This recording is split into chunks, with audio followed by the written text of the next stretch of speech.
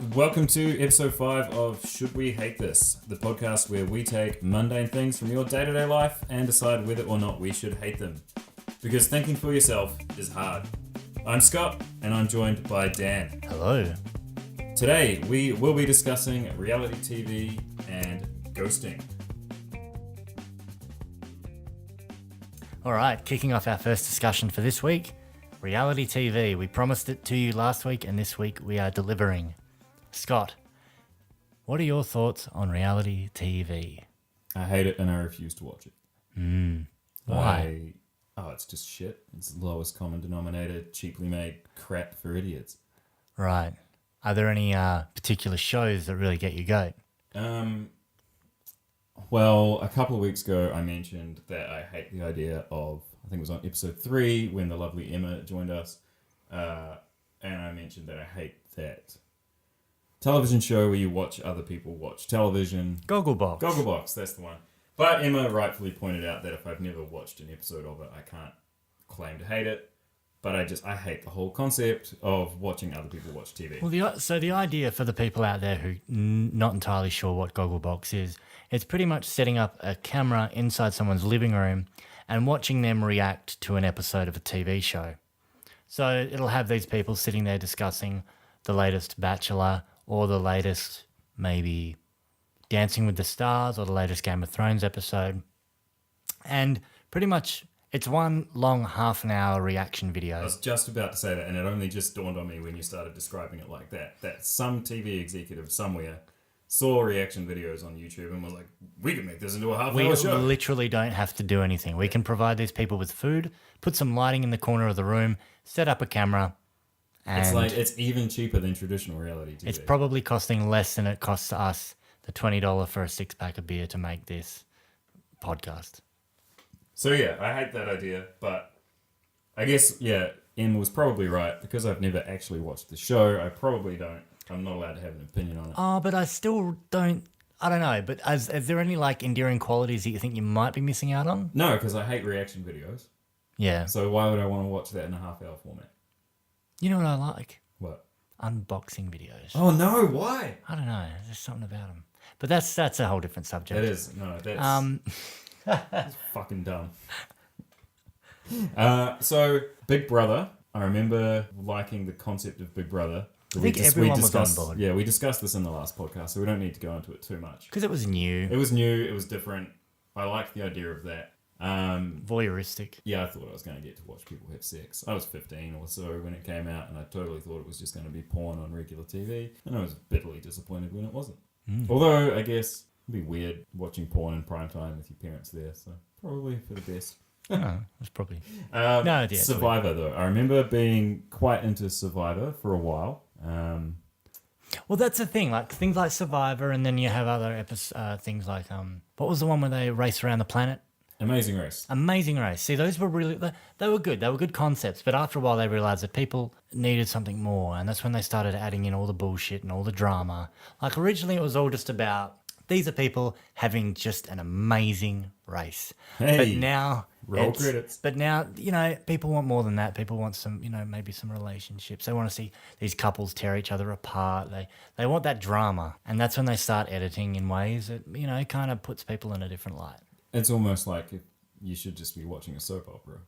Essentially. Because that's what the editors turn it into, is a soap opera. I remember reading, I think this was in the time when I still was on board with the idea of Survivor, because it did seem cool. I liked the idea that you could take a bunch of people and stick them on an island and they'd have to survive. But I always had that niggling suspicion that, what's happening off camera? You can see them that they're doing these challenges and that they're having to, fish or whatever. But surely they're being fed off camera. Surely they're not allowed to take people out into the ocean and starve them to death. Island and starve them to death. There's probably quite a lot on the cutting room floor. Yeah, and I got to the point where... Oh, no. So I was still semi on board with it, but I remember reading an article that it just blew it all out of the water. They use stunt doubles. Really? Yeah, they reshoot. Oh my goodness. They reshoot a lot of the competition. So they run the competition. So in their defense, they run the challenge, and whoever wins the challenge genuinely does win the challenge. But in order to get all of those awesome sweeping helicopter shots and drone shots and whatever else they've got, they go back and reshoot they go back and do reshoots with stunt doubles. Of course. And of course, they just frame it in such a way that you don't see their faces, or if you do, it's like, the same way they use a stunt double in a movie. Absolutely. So that was disillusioning in itself. Yeah, so the disillusion started setting in at that point where, after I read this article that said, they're doing reshoots, they're using stunt doubles, and I was still young enough to be sucked in. I don't think if you showed me this show now that I would be sucked in, but at the time I had been sucked in, and it was really deflating. It's heartbreaking for a 15-year-old Scott. Almost heartbreaking. I wouldn't get quite that far. I think I was a bit older. 15 was probably when it first came out. I was first getting into it. By the time I read this article, I would have been a little bit older. But anyway. But the thing is, we had an option of maybe 6 or 8 different reality TV shows, mixed in with your general kind of, after work TV shows and bits and pieces. But nowadays it's constant. Yeah. There's no let up, at least on network TV. Yeah, free-to-air network television. And that's probably why a lot of things like Netflix and Google Movies and iTunes and stuff like that are doing so well, because people are looking for alternatives. But I think a part of the problem as well is it's like a self-fulfilling prophecy, or like a vicious cycle where network TV shows were being priced out of the market by the cable channels.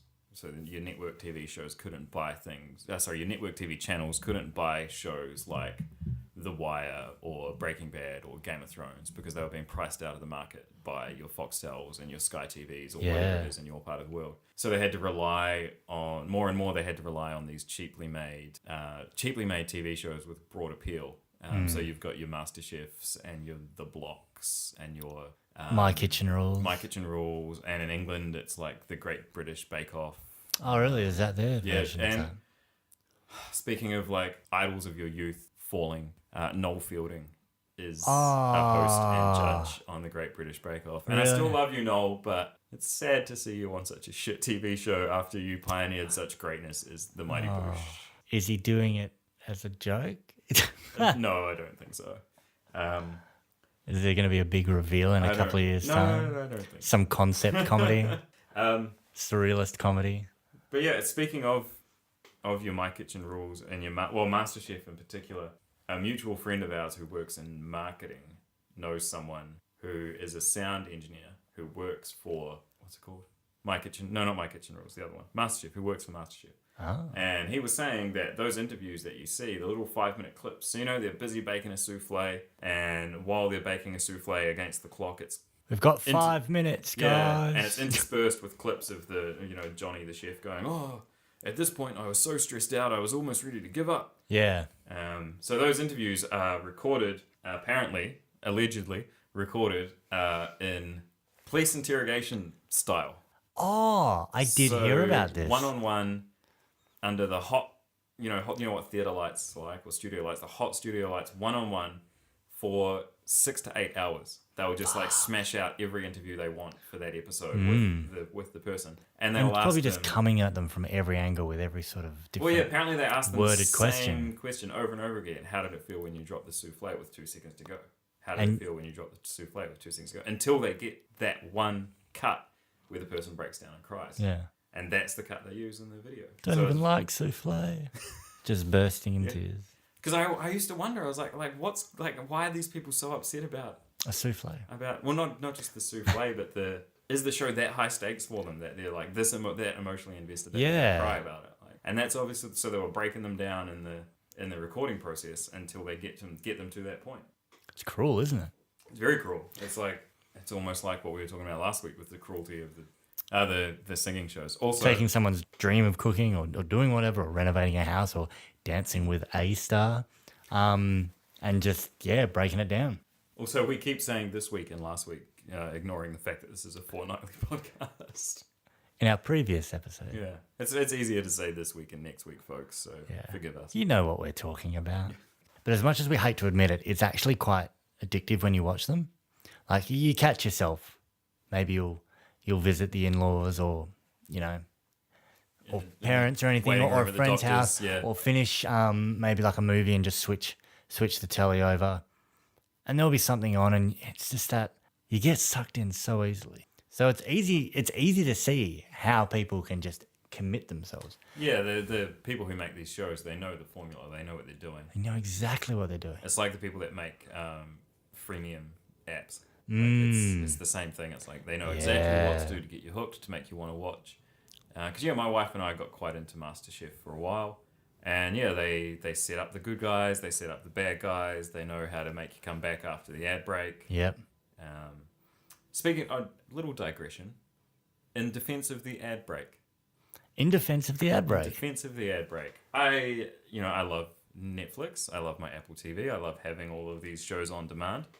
The ad break was like a nice little break, funnily enough, but like a forced break in a show where you could get up and, if you're lazy like me, do 4.5 minutes of washing dishes. Yeah. Or get up and make a coffee. Yeah. Because it has an end time. Like, I know you can pause Netflix and you can pause your show on iTunes or Google Play or whatever it is you use to watch your Chromecast, whatever. But the pausing is indefinite. So you can get up, you can pause your show, you can go and start washing the dishes and be there for an hour washing all of the dishes. That's true, yeah. Whatever, and forget about your TV show. At least with the ad break. Like, I remember this being, like, my parents' house being like this because this was pre-Netflix and pre-TiVo. You'd get, like, my mum and dad would, like, quickly get up while the ad break was on and they'd run into the kitchen and they'd put the jug on and they'd make a cup of tea and grab some biscuits and then they'd quickly run back. Like, that's something that I do actually miss about. And it allows you to kind of take that last segment of the show in. Yeah. As well, whether it's a reality TV show or other. Yeah, although they did start... Movies, it was good. Yes and no. The problem with movies is you take a 3-hour movie and they put an hour worth of ads in it, and then it's a four hour to watch the movie. So I don't miss it so much in long movies, but I do miss it in your like little after dinner type television shows, your primetime television. Yeah. Shows. Anyway, that's an aside, a digression. Yeah, there have been reality TV shows that have piqued my interest. Like, I say that I hate them, but that's like, from an intellectual standpoint or whatever, like from the standpoint of my principles, like I hate the idea of them, but that doesn't mean I haven't been caught out watching them. Yeah. I don't have ones that I don't think anyone is innocent of it. No. Grand Designs. Yeah, see, I do like Grand Designs. Or even I watched an episode recently of the new Queer Eye. That was pretty good. Oh, okay. Yeah, it's been relaunched. It's not called Queer Eye for the straight guy anymore. It's just called Queer Eye. Right. And it's like a holistic makeover now. They really redo your house and all sorts. Oh, wow. It's like the new extreme makeover. I heard I read an article about the first guy on that series. On the original Queer Eye for on the the new guy, series. Or the new one? The new one. And he was a complete sweetheart. He was trying to get his ex-wife back or something. That's the one we watched. It wasn't his ex-wife, it was his current wife, but he was guilty. He had planned the wedding and he had fucked it up somehow. I didn't catch it from the start, but yeah. Hannah was saying basically he fucked up the wedding planning and he wanted to make amends. Yeah. Because they rushed, they got engaged and they got married 3 months later or something like that. But apparently like everyone's like, oh, he's such a sweetheart. And then like he did a tweet and he's like, so since that episode, we've separated again, and everyone's like, oh, you poor guy. Now that I have all this confidence, see you later. Now I'm looking fucking fly. Yeah. So Queer Eye, the new Queer Eye seems to be more along the lines of Extreme Makeover. You're bettering someone. Yeah, but on the Extreme Makeover vein, let's talk about Extreme Makeover Home Edition. Do you remember that one? No, I don't think I've ever seen that. The ridiculously blonde, over-enthusiastic, shouty man who ran Extreme Makeover. He... Actually, I don't know if he was on the original Extreme Makeover or if they only brought him in for Extreme Makeover Home Edition. I'm going to Google this right now because I want to know who this man is. But anyway, Extreme Makeover Home Edition was like an entire home renovation show. And in order to tug on the heartstrings, they would pick a family that had some sort of issue, whether it was financial or... His name was Ty Pennington. Whether it was financial or whether it was... Like a medical... yeah, like a kid who had... 2 legs. I don't know, most kids have 2 legs, Dan. A kid who had multiple sclerosis and was in a wheelchair or something like that. Something that's horrible and really difficult to deal with. And they would like redo the whole house for free. And then they had this big thing where they had this giant bus that they'd park in front of the house. The whole neighborhood would get out there and they'd be like, move that bus. And then the bus would drive off. Man, and the family would be there, oh my God, my house. Yeah. and there'd be tears and screaming and carrying on, American stuff. And yeah, so it was all like it would tug on the heartstrings, and because little Jenny had MS and was in a wheelchair, they would install an elevator in the house or something. Yeah. Stuff that on the surface seems really kind and thoughtful. Most of the families had to sell their houses. Because they couldn't afford the upkeep? Yep. Yeah. They made the houses so lavish and so, an elevator takes a lot of electricity to run. Yeah. Also the pool and the spa. And Yeah, all so the all other of these things that they would install in these houses, and then they would just... So we built you a nice house by. Yeah. And so now their electricity bill has tripled. In some states, it would mean their rates would have gone up because of the extensions and stuff. That they've done on of the houses. course, yeah. So all of a sudden, this family that was scraping by, like they were getting by, now they have this giant house that they can't afford. Fantastic house. And Yeah, a few months later, they ended up having to sell them. Wow. It's really... It's kind of like those people who have, the hoarders or something, Those sort of... That's a whole... Sorry, this is a whole nother genre of reality TV show. The one that you watch to make yourself feel better. The modern day freak shows, that's what they are. Yeah, the hoarders. And you're just like, oh my God, I can't believe someone does that. Or things that I eat. Yeah. Oh, no, what's it called? My weird obsession or my weird addiction or something. That's the one. And I remember seeing some lady who ate an entire couch. What? She just ate the stuffing from a couch. And she's like, I've probably eaten 2 or 3 couches. So was that pica? Pica? Yeah, so pica's a disease where you want to eat. I don't know if disease is the right word. Syndrome? Something like that. It's where you want to eat things that aren't food. And people that were just eating I remember washing detergent. Yeah, I remember the episode about dryer sheets. Yeah. So we don't really have dryer sheets here, but they're in the States, it's like a sheet that you stick in your dryer. And I think the idea of it is that it's statically charged or something, and it pulls all the lint off your clothes. Right. And they sent them to make your clothing smell nice. And this lady was addicted to the lemon flavored dryer sheets, and it was killing her. Yeah. She's eating dryer sheets. And there was another lady who was spraying vanilla, bathroom spray into her mouth. She'd just take a hit of that, straight into her mouth. And that was, she just kept one in her bag, and, if she felt like a hit, she'd go for it. So they're those ones that you watch and you're just like, oh my God, there's people out there. I remember an adult diaper episode about a boy who was in his 20s, I think, and living as an adult baby. It's not adult diaper, sorry, adult baby. Living as an adult baby.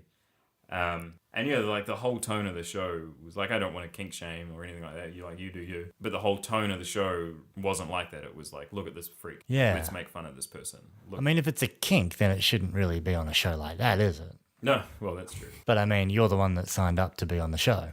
But you have to wonder, it felt exploitative. Exploitative. It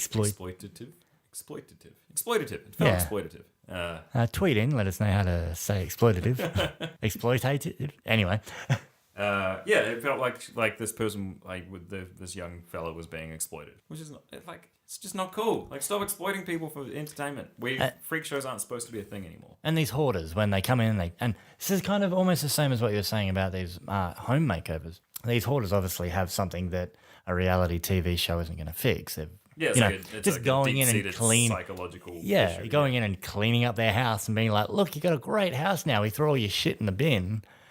See you later. That's not necessarily going to fix their lives. That's going to make their house clean for a week or two, but it's not fixing the root issue. Yeah. Give a man a fish, Dan. Yeah. And he'll eat for a day, etc. Yes.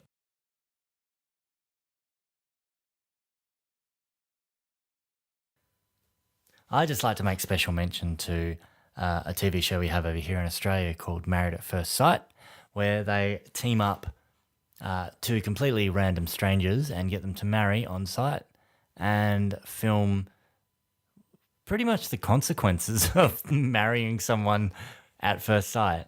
And what makes it even more... how would you say it? Skin crawling? I guess so. Well, I was about to I was waiting for a point to cut in there. No, please cut in. Actively avoided this entire concept of a television show because it sounds like a train wreck. And I was always curious. Yes, it's called Married at First Sight, but is that literally what they do? So it's literally called. It's you'll have the groom standing at the end, and the TV execs or whoever the fuck kind of put their little algorithm together and go, I reckon Jenny's going to be all right for this guy. Send her down the aisle. So they've literally never seen each other. They've literally, do you not understand the concept of this? It's in the title. It's married At first sight. They haven't been on a date. They literally just rock up and go, "G'day, I'm Darren. Hi, I'm Jenny. Great. Let's have a full long-term relationship." So are they obligated to say yes? Like, Yeah, has anyone ever I got to the believe island so. just been like, nah, I'm I out. believe so. And then yeah, it looks like a foot. But and then the rest of the entire show is them getting to know each other and finding their little quirks, or whether or not you've just married a rapist. So the extent of my knowledge of this show is people, like, outraged people sharing memes and news stories. And yeah, like, so yeah, there's artistic license with titles. So I wasn't 100% Yeah. convinced that that's actually what happened on the That's show. what they're selling. So I've never seen like the start of it, but that is what they're selling. But so I would see like news stories being shared and people on Facebook genuinely outraged that Jenny and Tom are getting divorced. Yes. Really? You're actually shocked by the fact that two people who had never met each other before. You know what shocks me even more? What? One of the contestants is like a 23-year-old stewardess. It's like, give it a couple of more years, honey. Don't give up on yourself yet. Jesus Christ. You're not a spinster yet. But what makes it more frustrating?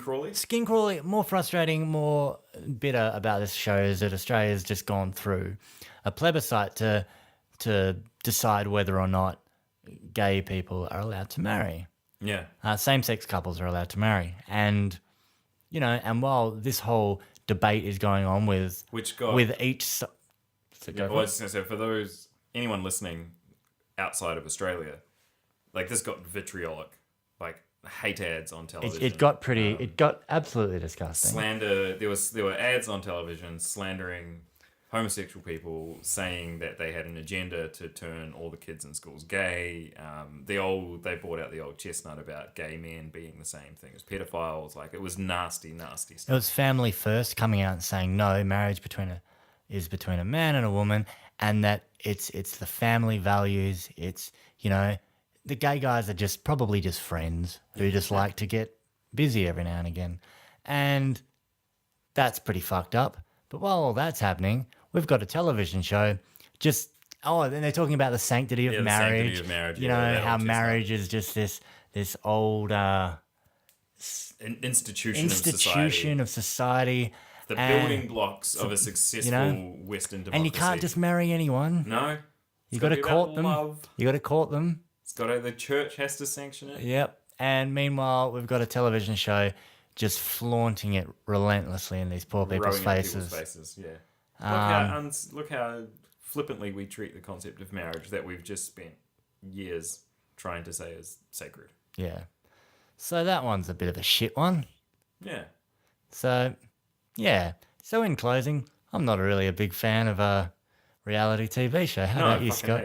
I hate it. You came into it pretty strong. Yeah. I think we both came into it pretty strong. We will disagree on something at some point, audience. This one was a foregone conclusion, I think. I think we both just wanted to rant about something. So should we hate it? Yes. Yes. And so should you. Shame on you for watching. Yeah. I don't really mean that. Please listen to our show.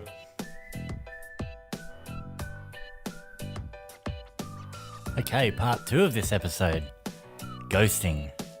So we discussed this prior to recording, and we both realised that we both have completely opposite definitions of what ghosting is. Yeah, well, I don't know if opposite is the right word, but yeah, when I texted you earlier today and was like, we should do ghosting, and you're like, yeah, let's do it. And then we got here and started talking about it. What I was talking about was the idea that you're at a party and you have had enough and you want to go home and you just leave. You just disappear without telling anyone.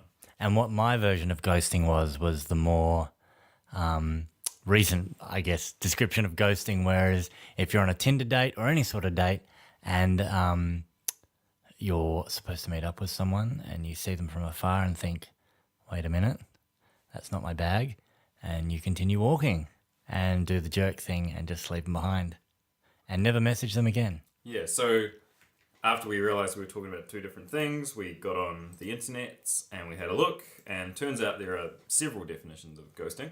What we definitely weren't talking about was a faint double image on a television screen.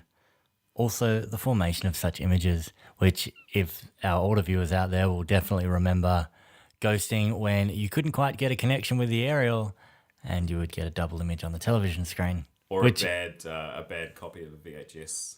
oh man, As it was starting to deteriorate, sometimes you'd get the ghosting happening as well. Yes. And there was another one, a work-related definition of ghosting that I think you Oh, found. ghosting, yeah. So that would be pretty much screwing the pooch. That's another version of it, is just kind of making yourself very scarce at work to try and get out of doing anything. I think we've all worked with someone like that. I was definitely guilty of that when I was a teenage worker in a pizza shop. Fair enough. Disappear out to the back and fuck about for a bit and hope no one notices that you're not doing anything. Kill some time. Slack off. Or ghost. Ing. All right, so which ghosting do you want to talk about first? Well, the act of suddenly ceasing all communication with someone the subject is dating, but no longer wishes to date.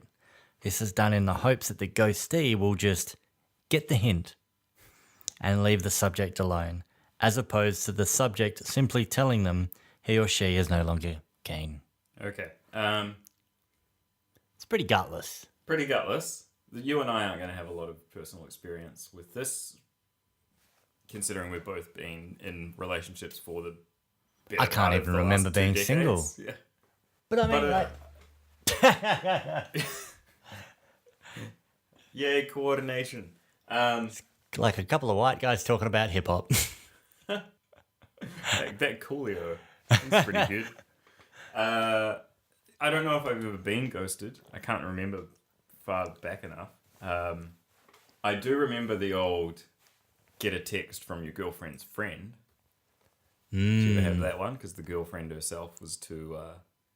Yeah. didn't want to do the deed. That's essentially what it is. Yeah, I guess it is the same thing. It's really not like owning up and telling a person face to face exactly. You're just not keen on them. I never broke up with anyone face to face. You didn't? No. Well, then you ghosted someone. Well, no, I never ghosted them because I broke up with them officially, but over the telephone. Oh, but you I just would never kind sit of down with them and be in the same room with them because fuck that shit. be like, hey, Rebecca, Difficult. it's just not working out. Yeah. I dated a Rebecca once. Not for very long. Wow. Yeah. Oh, she semi-ghost. No, I kind of semi-ghosted her. There we go. I agreed to date her at a school dance. Hmm. So we danced for a little bit. We might have pashed on the dance floor, the old Dance. 16-year-old Yeah. dance and pash. I think I was even younger than that. But anyway, and then like one of her friends came over and was like, "You guys are dating now. You kiss. That means you're dating." Yeah, it's pretty Swapped phone set in numbers, stone. and I guess we were officially dating. But I never once texted her in 2 weeks or phoned her. And then she phoned me and was like, So about that pash, "You've never texted or phoned me, and we're supposed to be dating, so I think we should just break up." So I don't know if it was officially ghosting. so you were kind of in as a much as relationship it without even knowing was it. just me being a shit boyfriend. Well, no, I had prima facie agreed to date her, and then just never followed through with my agreement. It was like not fulfilling a contract. It's like agreeing to take on a job and then never turning up. So it wasn't necessarily ghosting; it was like a purgatory sort of relationship. Yeah, I guess. It was teenagers being shit teenagers. Yeah, but that's not what we're here for. Yeah, that's not really ghosting in the modern sense. The impression I got from that definition was that it seems like it has to be a blind date, right? Like it would have to be a Tinder type. Yeah, I guess it's date. sort of any date. Like I think Tinder's probably the worst because you've set up a date with someone. You've said like we'll meet at a bar, or a cafe, and you're walking past and you see and you think maybe that's not my sort of gal or guy, and you just keep going and get back in your car and go home. Yeah, but what I'm saying is for that to work, it has to be not necessarily Tinder, but it has to be a date that's been organised. Oh, it's got to be a date. Like via the internet or something. Like it can't be someone you've met at the coffee shop and agreed to go on a date with, because you already know what that person looks like. Yeah. Ostensibly what this seems to be is you get there, the person doesn't look like their profile picture, so you fuck right off. Yeah. And you can't do that if it's like a cute girl, guy, whoever that you've met in line at the coffee shop, because you've already met, right? And if they're a cute girl or a guy, then you wouldn't be leaving.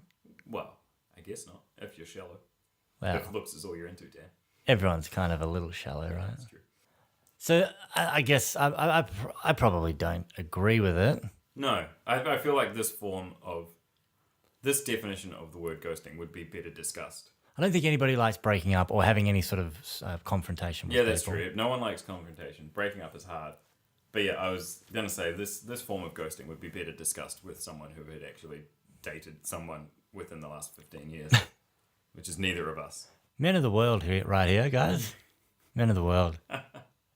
The other definition, the one that I thought we were going to talk about, what I actually thought was the only definition of ghosting, sans the old TV ghosts, because I do remember that, is the leaving a party without saying goodbye. How do you feel about that? I'm really not too on board with that. You're not on board? Depends which angle I look at it. It's all relative. If I'm the host of the party and someone just up and fucks off, I don't know. I think I'd be pretty like, it's hard because if I was really pretty into it and pretty hammered, I think it's the greatest joke in the world. But if I was like straight edge, I'd be like, I can't believe they did that. Yeah, We still have dessert here. Yeah. Like not a dinner party. Like you can't just like sneak out at a dinner party. No. Well, I don't think ghosting applies to a dinner party. If you've got the guts to ghost a dinner party, please get in touch with us and tell us how it went. Yeah, I'm talking about the main wasn't very good. I think we just should cut our losses.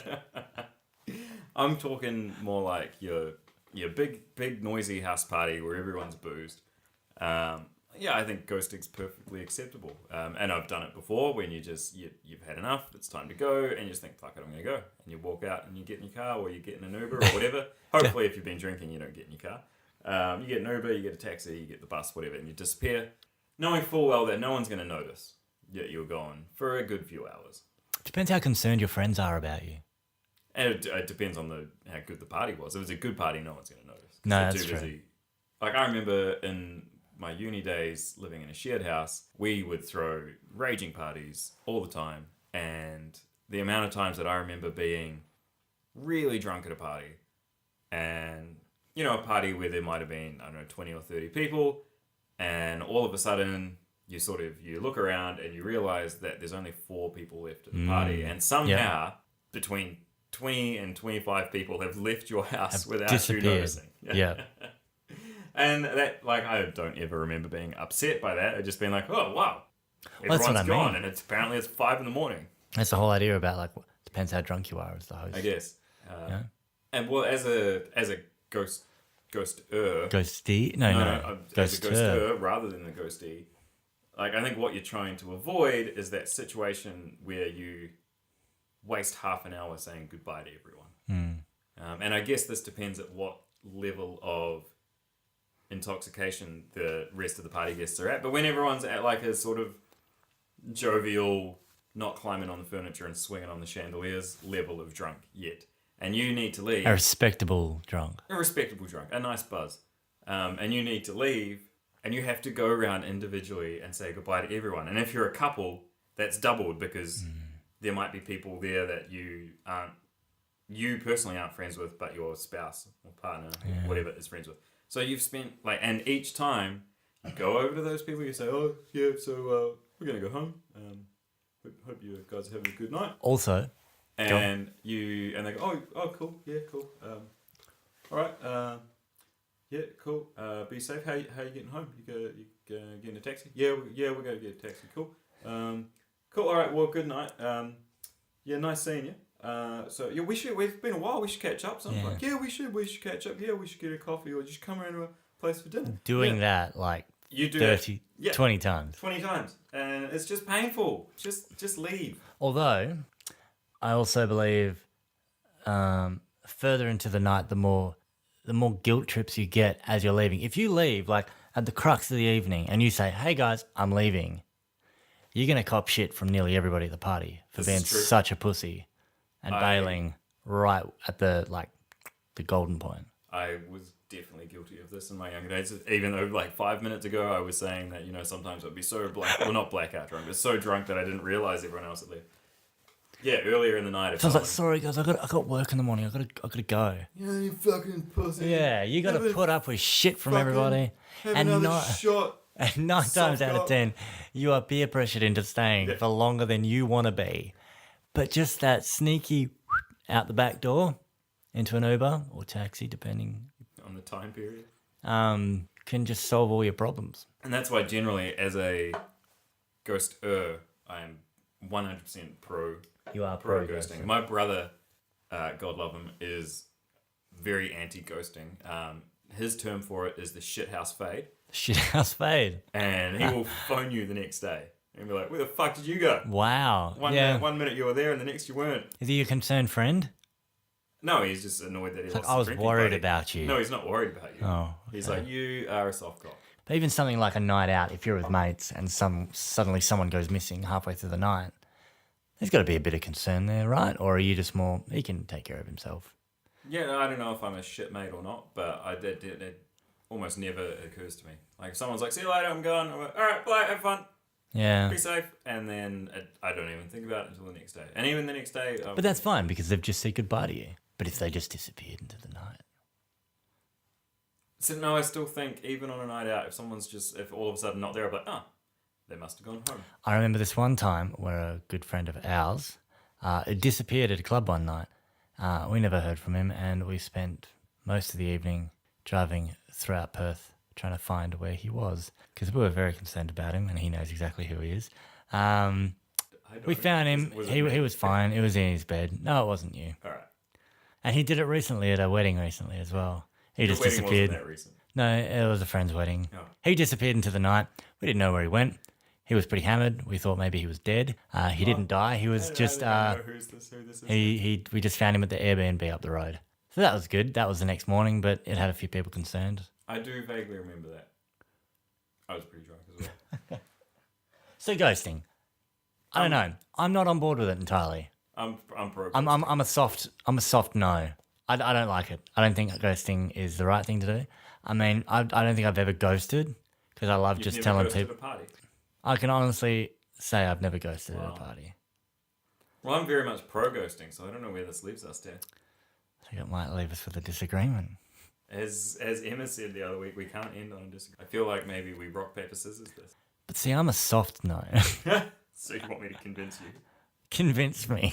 I think the biggest argument, the best argument pro ghosting is not wasting half an hour saying goodbye to everyone. And I guess that's different now because most of the time most of the parties we go to these days, the crowds aren't as big as they used to be. So it probably doesn't take that long. Yeah, but at the same time, like I love a good party and I will stay till I'll be the last one. Maybe you've never unless I have to leave, and then it's absolutely heartbreaking for myself. If Maybe I've got to the leave. reason you've never ghosted a party is because you're that guy. Maybe I'm the guy. You're that guy that at every house party, it's 5:30 and they're like, "I just want to go to bed." But he is still here. Hey, Scott, we should watch a Muse DVD. Yeah, absolutely. Wow, that's a revelation. Yeah. Oh, shit.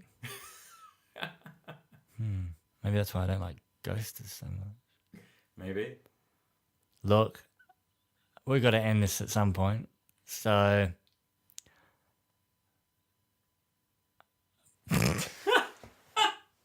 We got to end this at some point, so we'll take a 30-second pause. We'll have 30 seconds of silence in remembrance of those who left parties early. Ghosted. All right. I'm shutting the books on this one, and I'm saying pro ghosting. Pro ghosting. Okay, well, we're 75% pro ghosting, guys.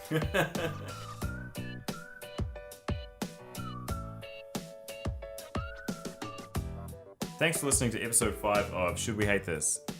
In summary, reality TV. We hate reality TV shows. Cool. And ghosting. We're 75% hate ghosting. I hate ghosting, so therefore we hate ghosting. I'm on the fence with ghosting. We're not arguing about this again. All right, we hate ghosting. Time for the quickfire round. What do you hate, Dan? Wasting my time on the internet looking for memes, trying to think about things to hate. Very meta. And what do you love? Cherry ripes. Cherry ripes are fucking disgusting. Cherry ripes are the best, and I threw that one because I know you hate them so much. But they're fucking amazing. You're the worst. Get on board. It's like eating sawdust. All right, Scott, what do you hate this week? I hate guys who grunt at the gym. We get it, mate. You lifted something heavy. We don't all need to know about it. And what do you love? So I haven't seen this for a long time, but it just popped up on my Twitter feed. There is a video, you can find it on YouTube, but it was released by Microsoft in 1995. It is the Windows 95 like demonstration video, and it stars Monica and Chandler from Friends being retarded 90s people who don't know how to use a computer. It's solid gold. Look it up. That wasn't very quick fire, but I will take a look. All right, thank you very much for listening to our show. Let us know how you feel about today's topics or suggest your own via our socials. You can find us on Facebook and Instagram at Should We Hate This, or on Twitter at SWHT Podcast. Look out for our next episode wherever you get your podcasts. See you next time. Catch ya. Bye.